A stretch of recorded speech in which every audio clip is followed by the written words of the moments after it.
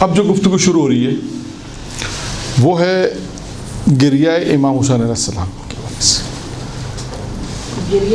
امام حسین علیہ السلام کی فضیلت. ایک شخص امام جعفر صادق علیہ الصلوۃ والسلام کی خدمت میں آیا. درود پڑھے محمد آل محمد. اللہم صلی علی محمد آل محمد. جب امام کی خدمت میں آیا تو امام نے اس سے پوچھا. اب دیکھیے اس میں بھی بہت ساری چیزیں ہیں.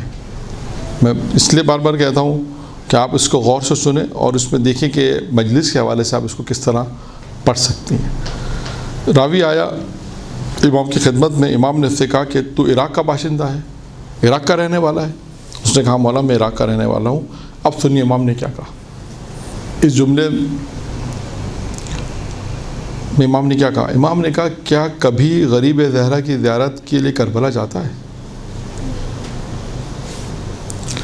اس نے عرض کیا قبلہ آپ کو تو معلوم ہے کہ زیارت غریب زہرا سرکاری طور پہ پابندی ہے اور میں انتہائی معروف آدمی ہوں. مجھے خطرہ ہے کہ اگر میں گیا تو یقیناً میں مشکل میں آ جاؤں گا اور میرے لیے مشکل کھڑی ہو جائے گی. یعنی اس جملے میں پہلا جملہ کیا ہے؟ میں امام جعفر صادق نے کیا کہا اس سے آنے والے سے؟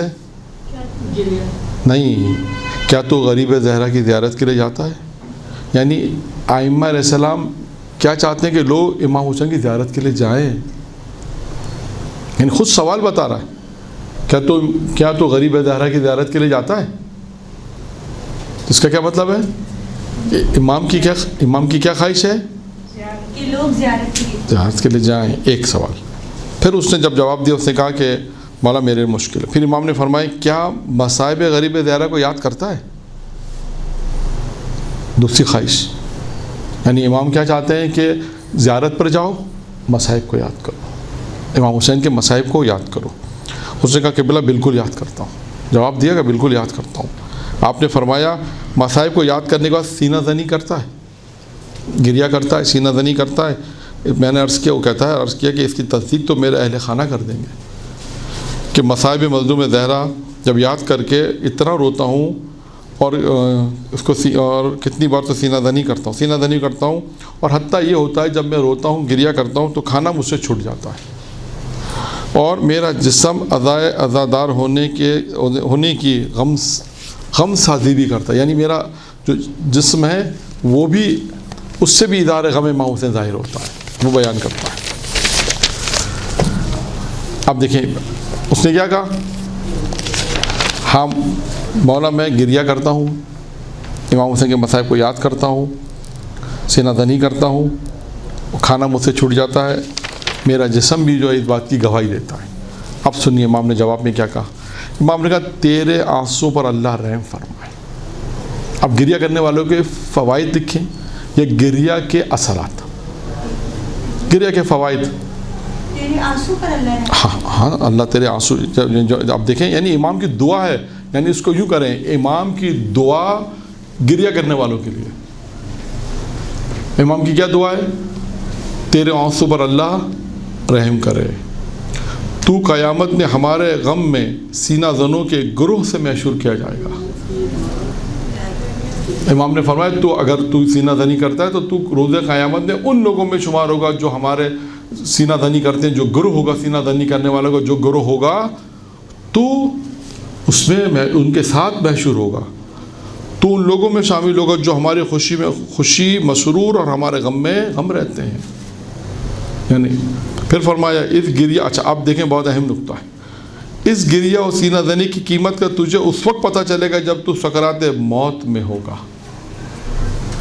یعنی یہ گریہ, یہ سینہ زنی, یہ امام حسین پہ آنسو بہانا, چھٹے امام فرما رہے ہیں تجھے اس کا احساس کب ہوگا؟ سکرات الموت میں ہوگا. تجھے اس وقت پتہ چلے گا جب تو سکرات موت میں ہوگا. میرے بابا تیرے پاس حاضر ہوں گے, ملک الموت کو تیرے ساتھ حسن سلوک کی وصیت کریں گے اور تجھے بشارت جنت دیں گے.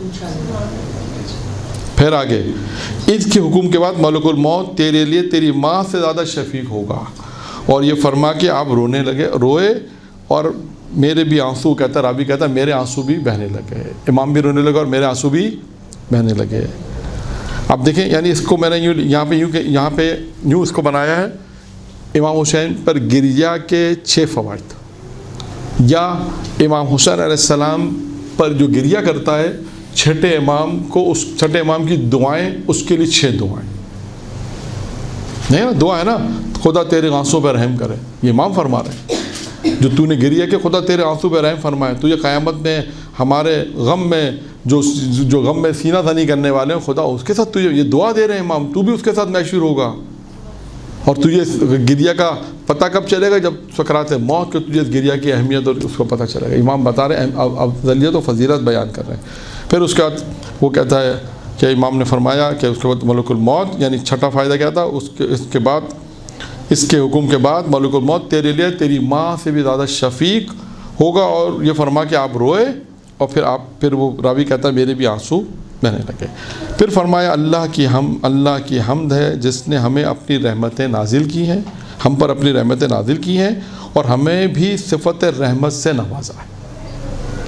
یہ امام علیہ السلام نے ایک جملہ ارشاد فرمایا کہ اللہ کی تعریف کی، اور جس نے اپنی رحمتیں ہم پہ نازل کی ہیں اور ہمیں بھی اپنی صفت رحمت سے نوازا ہے۔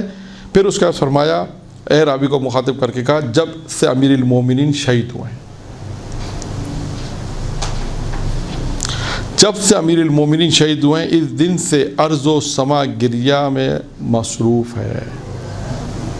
جب سے کہتے ہیں امام فرماتے ہیں جب سے امیر المومنین شہید ہوئے ہیں زمین و آسمان گریہ کر رہے ہیں۔ پھر فرمایا جو ہماری مظلومیت پر آنسو بہائے گا، اب سنیے یہاں پر بھی وہی ثواب، جو بھی ہماری مظلومیت پر آنسو بہائے گا اس کے آنسو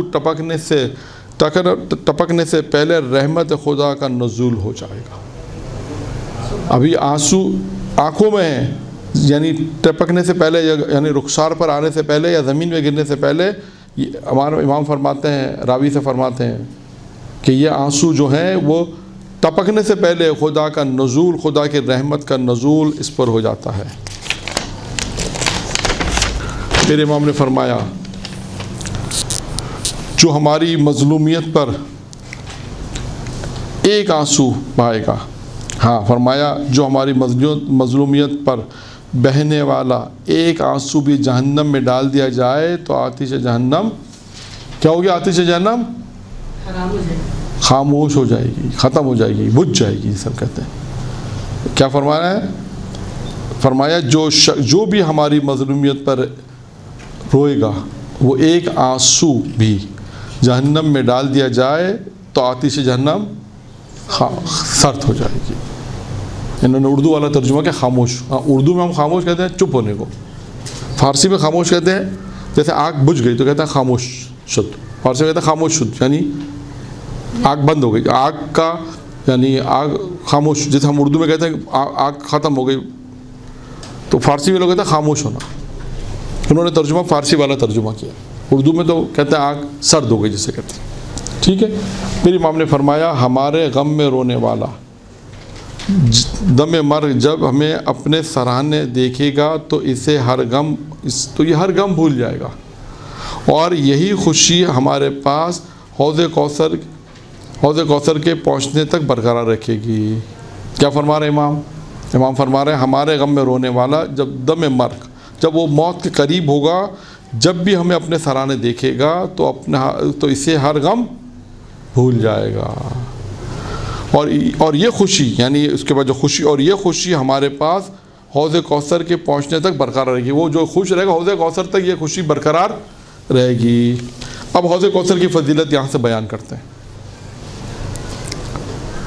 اب حوض کوثر کی فضیلت، ٹھیک ہے۔ پھر امام فرماتے ہیں ہمارے محب حوض کوثر پہ پہنچیں گے تو کوثر جو ہے وہ کوثر کیا ہوگی؟ کوثر بھی فطرت مسرت سے یعنی جلگ اٹھے گی۔ ہمارے محب جب حوض کوثر پہ پہنچیں گے تو کوثر بھی ان کو دیکھ کر، یعنی اردو میں شاید یہ کہیں کہ مسرت اس کو بھی ایسا ہوگا کہ علی کے چاہنے والے، علی کے محب یہاں پر آئے تو وہ ان کو دیکھ کر، لکھا ہے کہ ان کو دیکھ کر چھلک جائے گی۔ کوثر سے پیا گیا ایک جام ہمیشہ کے لیے کافی ہوگا. کوثر سے پیا گیا ایک جام ہمیشہ کے لیے کافی ہوگا. حوض کوثر کافور کی طرح ٹھنڈا، مشک کی طرح خوشبودار اور زنجیر کے ذائقے کا حامل ہوگا. یہ اب حوض کوثر کی فضیلت کو بیان کریں، اس کی خصوصیت کو بیان کریں. آنسو سے زیادہ صاف، مکھن سے زیادہ نفیس اور شہد سے زیادہ شیرین ہوگا. پھر امام نے فرمایا تو بھی ان افراد میں شامل ہوگا جو حوض کوثر سے سیراب ہوں گے. حوض کوثر کی فضیلت، حوض کوثر کے فضائل امام بیان کر رہے ہیں. 4-5 فضائل بیان ہو گئے. پھر اس کے بعد امام نے فرمایا، امام کہتے ہیں کہ ہمارے غم میں رونے والی آنکھ پر اللہ کی پہلی عنایت یہ ہوگی کہ وہ حوض کوثر کو دیکھے گا. پہلی عنایت یہ ہے کہ وہ حوض کوثر کو دیکھ سکے گی وہ آنکھ. حوض کوثر پر امیر المومنین ہوں گے اور وہ اپنے اعداء یعنی اپنے دشمنوں کو حوض کوثر سے دور کر رہے ہوں گے، قریب تک آنے نہ دیں گے، یعنی ان کو دور کریں گے. حوض کوثر پر آنے والے ایسے افراد ہوں گے جو ہمارے غم میں آنسو نہیں بہاتے. جب وہ آئیں گے، اب یہاں پہ ایک اہم بات ہے. جب امیر المومنین حوض کوثر پہ کیا کام کریں گے؟ اپنے اعداء یعنی اپنے دشمنوں کو جب دور کریں گے حوض کوثر سے جب وہ قریب آئیں گے تو امام علی ان کو کوثر سے دور کریں گے، ان کو حوض کوثر پر آنے نہیں دیں گے. حوض کوثر پر آنے والے ایسے افراد جو ہمارے غم میں آنسو نہیں بہاتے. اب فرماتے ہیں، امام فرماتے ہیں حوض کوثر پر آنے والے وہ افراد جو ہمارے غم میں آنسو نہیں بہاتے، جب وہ آئیں گے اور امام امیر جب انہیں دور بھگائیں گے تو وہ عرض کریں گے، یا علی ہم تو اشہد ان لا الہ الا اللہ اشہد ان محمد رسول اللہ پڑھتے تھے. تو حضرت علی انہیں جواب دیں گے، مجھے معلوم ہے کہ تم پڑھتے تھے. آج بات شہادتین کی نہیں ہے، شہادتین کی بات نہیں ہے. جاؤ جس کو امام مانتے تھے ان سے کوثر مانگ لو. یعنی حوض کوثر پہ ایک یوں سمجھ لیجیے کہ حوض کوثر کے اوپر ایک قصہ واقعہ یوں پیش آئے گا کہ جو لوگ امیر المومنین جن کو کوثر سے دور کریں گے وہ آ کے کہیں گے، امیر المومنین کو آئیں گے اور کہیں گے مولا ہم تو دنیا میں شہادتین پڑھتے تھے تو اشہد ان لا الہ الا اللہ اشہد ان محمد رسول اللہ پڑھتے تھے. تو حضرت علی کہیں گے یہاں شہادتین کی بات نہیں ہے. پھر کہیں گے تم دنیا میں جس کو امام مانتے تھے جا کر کوثر بھی تم ان سے لے لو، ان سے کوثر مانگ لو.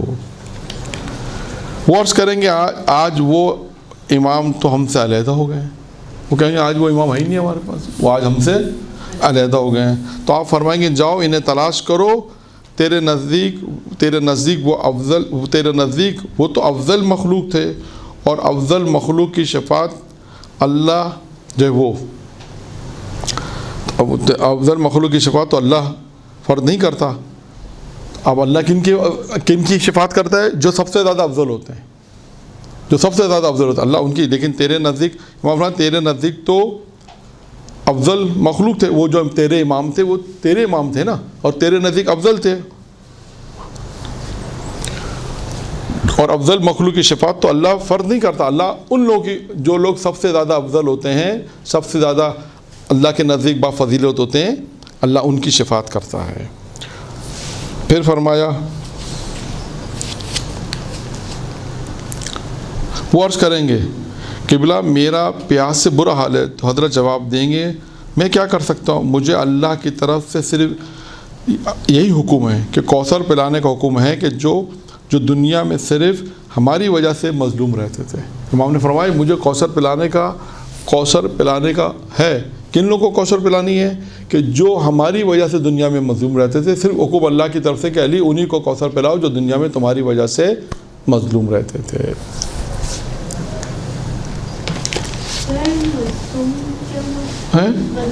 مظلوم یعنی جن پہ ظلم ہو، یعنی امام حسین علیہ السلام کی وجہ سے، جیسے اگر آج جن پہ جو امام حسین کو مانتے ہیں اور جن پہ ظلم ہو رہا ہے، مومن اچھا حزن میں رہتا ہے. ہاں. حزن مانے غم میں رہتا ہے. نہیں وہ غم الگ چیز ہے. مظلوم یعنی جس پہ ظلم کیا گیا امام حسین کے خاطر, علی کے خاطر, وہ مظلوم ہے.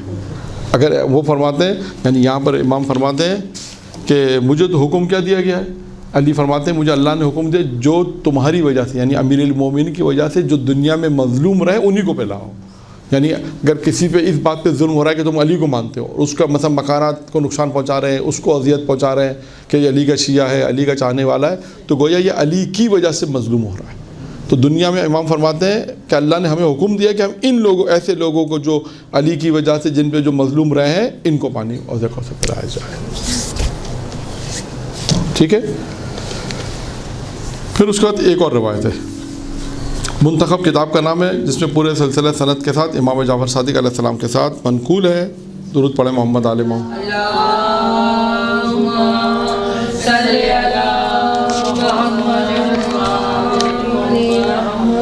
اب دیکھیے, اب امام ارشاد فرماتے ہیں, امام فرماتے ہیں یعنی چھٹے امام فرماتے ہیں کہ جس شخص کے سامنے ہی ہماری مظلومیت بیان کی جائے اور اس کی آنکھ سے مکھی کے سر کے برابر آنسو آئے تو اللہ اس کے تمام گناہ معاف کر دے گا, خواہ وہ سمندر کی جھاگ کے برابر ہی کیوں نہ ہو. کون فرما رہا ہے یہ؟ چھٹے امام. کیا فرما رہے ہیں؟ جس شخص کے سامنے ہماری مظلومیت بیان کی جائے اور اس کی آنکھ سے مکھی کے سر کے برابر بھی آنسو آئے تو اللہ اس کے تمام گناہوں کو معاف کر دے گا, خواہ وہ سمندر کی جھاگ کے برابر کی نہ ہو. پھر امام نے فرمایا اللہ ہمارے شیعوں پر رحم فرمائے کہ وہ تاریخ کے طویل غم حسین میں ہمارے ساتھ شریک ہیں. جو شخص ہمارے غم میں خود بھی روئے اور 100 افراد کو رلائے تو داخل جنت ہوگا. آپ دیکھیں وہ روایت شروع ہوئی ہے جس میں رلانے والوں کو ثواب بیان ہو رہا ہے. اب دیکھیں یہاں پر مکھی کے سر, کئی جگہ مکھی کا پر آیا ہے, کہیں سر آیا ہے. تو اگر اتنا بھی کوئی آنسو بہالے, اتنا بھی کوئی رو لے, تب اس کا اجر و ثواب کتنا ہے. ٹھیک ہے. پھر اس کا امام نے فرمایا یہاں پہ آپ دیکھیں امام حسین علیہ السلام کے رونے پر, گریہ کرنے پر فوائد بیان ہو رہے ہیں.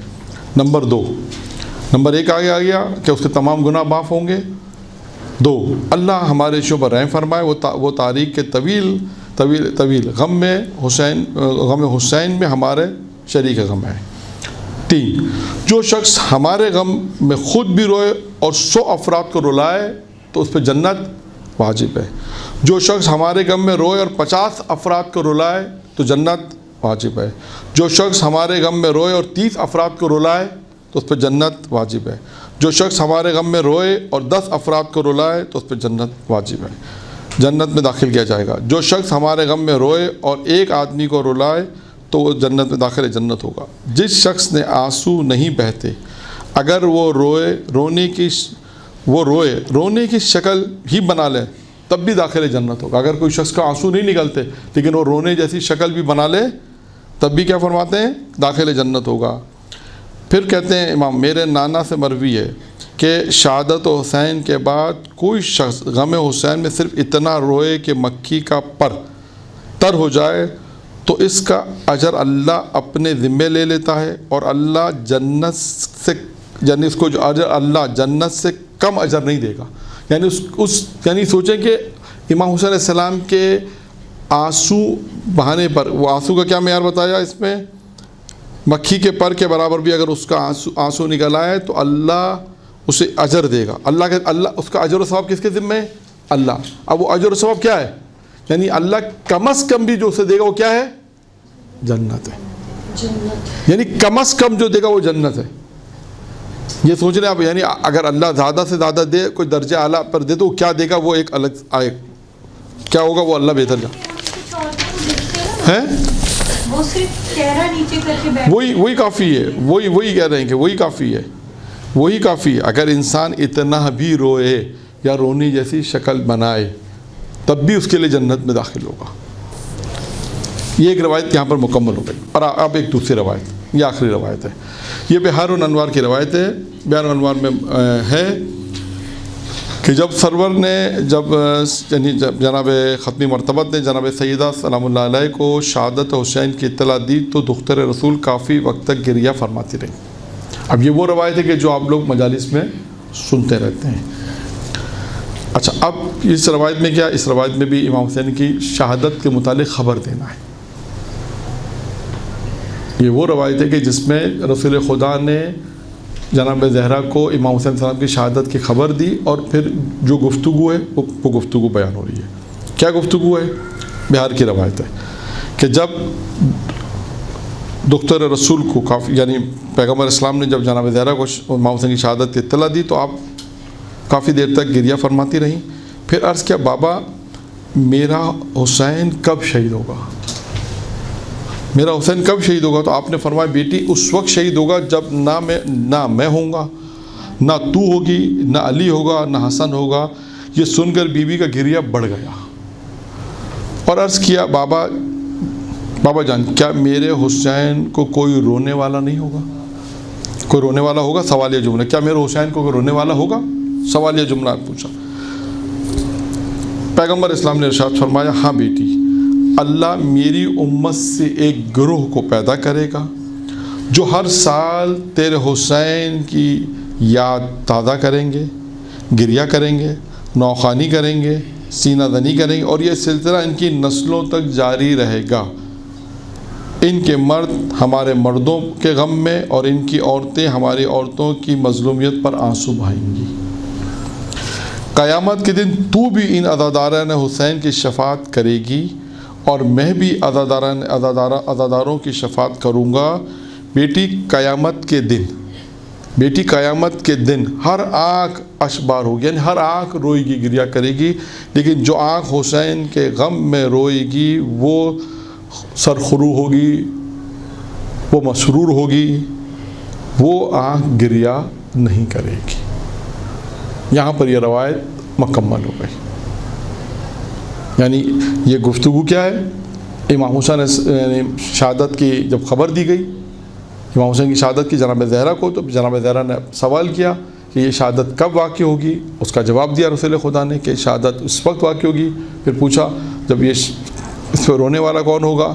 پھر پیغمبر نے وہ بیان کیا کہ میری امت کا گروہ رونے والا ہوگا، اور ان کے مرد جو ہے وہ میری امت کے جو مرد ہیں وہ ہماری عورتوں پہ روئیں گے، جو ان کے امت کے جو مرد ہیں وہ ہماری خواتین کے مصائب پر گریہ کر کے روئیں گی، اور فرمائے کہ اس سلسلے کو ان کی نسلوں سے ان کی مرد ہمارے مردوں کے غم میں اور ان کی عورتیں ہمارے عورتوں کی مظلومیت پر آنسو آئیں گے۔ سر ابھی جیسے کبھی کلپس چلتے ہیں نا وہ موبائل میں، تو ایک وہ آنکھ جو گناہوں پہ روتی ہے اور ایک وہ آنکھ جو امام حسین پہ روتی ہے، 5 ہیں۔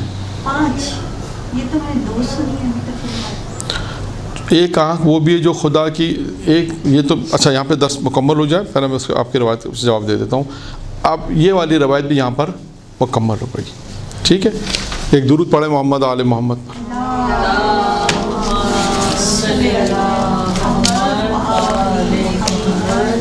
روایت میں مختلف ہیں، بعض روایت میں 2 کا ذکر ہے، بعض میں 4 کا بھی ذکر ہے۔ ایک آنکھ وہ ہے، یعنی آپ تمام روایتوں کو جمع کریں تو ایک روایت غم امام حسین میں جو روز قیامت میں مسرور ہوگی، خوش یعنی شاداب ہوگی، جیسے کہتے ہیں نا تمام آنکھیں روئیں گی، لیکن وہ آنکھ روز قیامت میں نہیں روئے گی جو غم امام حسین میں۔ ایک وہ جو خوف خدا میں گریہ کرتی ہے، 2 وہ جو ساری رات عبادت میں آنکھ جاگتی ہے، وہ جو اپنے آپ کو حرام سے بچاتی ہے، وہ آنکھ جو گناہوں سے اپنے آپ کو بچاتی ہے، وہ بھی وہ آنکھ جو اللہ کی راہ میں شہید ہو جاتی ہے۔ یہ اگر کسی خدا کی راہ میں کوئی جنگ کر رہا ہے اور آنکھ اس کی اگر زخمی ہو گئی یا چلی گئی تو یہ آنکھ کے بارے میں بھی کہ جو اللہ کی راہ میں آنکھ شہید ہو جائے وہ روز قیامت میں نہیں روئے۔